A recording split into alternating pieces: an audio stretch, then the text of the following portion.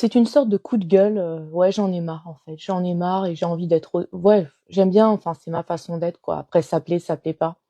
Hem, ouais, coup de gueule, en fait, de tous ces gens qui abusent, heu, qui abusent des hypersensibles, qui abusent des gens, au grand cœur, voilà, avec un grand cœur, mais surtout hypersensibles et puis, qui sont dans une démarche authentique et intègre, quoi, qui cherchent pas, autre chose et qui sont peut-être encore fragiles par moments ou qui sont encore en train de se renforcer, quoi. Et même si je sais que tout est juste et que, il y a des âmes qui sont venues aussi, heu, vivre certaines expériences pour reprendre leur pouvoir, leur, leur souveraineté intérieure, et arrêter toujours de dépendre de l'extérieur. Parce que c'est vrai que, bah, souvent quand on est hypersensible, quand on est, vraiment quelqu'un d'intègre, on a tendance, et aussi fortement émotionnel, parfois trop, bah, finalement, c'est la proie idéale des manipulateurs et des manipulatrices perverses, parce qu'il y a beaucoup de femmes manipulatrices perverses aussi. Et en fait, ben, vous allez être, enfin, nous allons être dans ces cas-là des proies, mais alors idéales, idéales, idéales. Et justement, c'est l'enjeu là, c'est vraiment de de savoir garder, son hypersensibilité, son côté où on peut continuer à vivre et à ressentir nos émotions, mais à avoir énormément de discernement. Ça veut pas dire on va à chaque fois démasquer, ces gens, ces gens très, très toxiques. Mais ouais, j'en ai marre quoi, parce que, j'ai beaucoup, beaucoup de gens en ce moment qui me rapportent, ce genre de comportement. Et en même temps, on peut pas leur en vouloir finalement trop à ces gens-là, parce que, à un moment donné, nous leur avons permis de prendre le pouvoir sur nous. Et c'est une forme de leçon aussi, hein, que de rentrer en relation avec ce genre de personnes, de vivre ce genre de comportement. C'est-à-dire qu'en fait, à la fin, jusqu'à quand allons-nous tolérer cela, en fait? Jusqu'à quand allons-nous, demander à chaque fois l'avis à l'extérieur? Alors bien sûr que c'est important aussi, d'échanger, de communiquer, et cetera. Mais quand on combien de gens me rapportent, heu et moi-même jusqu'à peu de temps: «Ah mais en fait je le sentais pas ou je la sentais pas du tout, mais quand même j'y suis allée, quand même je lui ai demandé mon avis».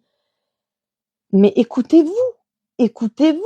Votre âme, elle sait mieux que vous, que votre mental qui va vous rattraper, qui va vous jouer des tours par moments. Votre ego, je ne sais pas, des peurs. Mais en fait, non. Heu, au fond, vous avez la vérité, vous avez votre vérité, vous savez ce qui est bon ou pas pour vous. Vous ressentez, faites-vous davantage confiance, vous ressentez quand quelqu'un est toxique, quand une personne et va vous apporter plus de mal que de bon, en fait. Vous le sentez. Alors pourquoi y allons-nous encore? Pourquoi?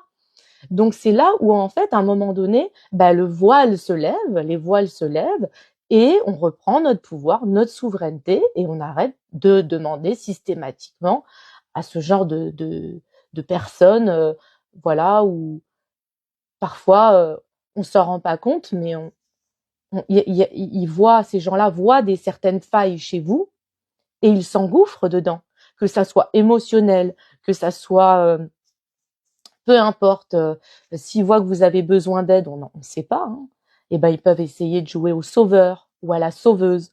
Mais rappelez-vous que le sauveur, la sauveuse peut très vite se transformer en bourreau et en victime quand ça l'arrange.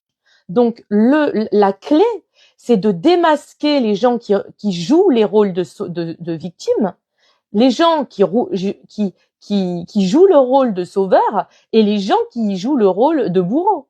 Parce que sachez qu'à chaque fois, ils vont tourner.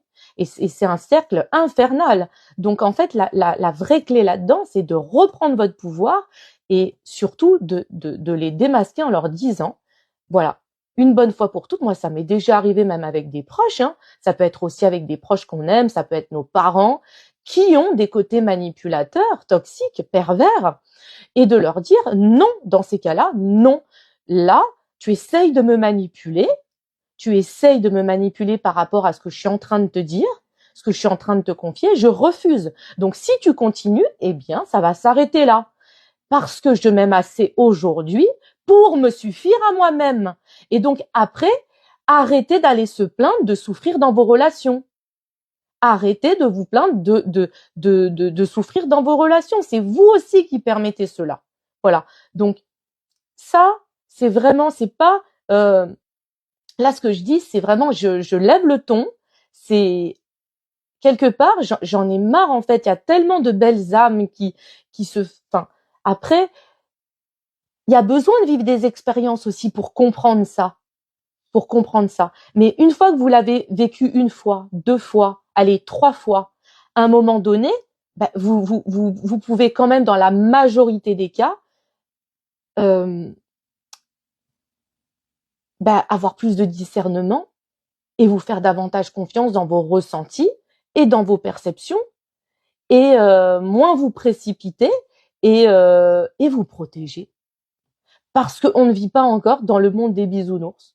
Ben oui, parce que y a beaucoup de gens qui se font avoir et les manipulateurs et les manipulatrices, il y en a beaucoup perverses, voilà, peuvent très bien jouer leur jeu et on ne voit rien, rien du tout. Et ça peut être dans la sphère professionnelle, ça peut être dans la sphère familiale, sentimentale, peu importe, hein, dans toutes les sphères.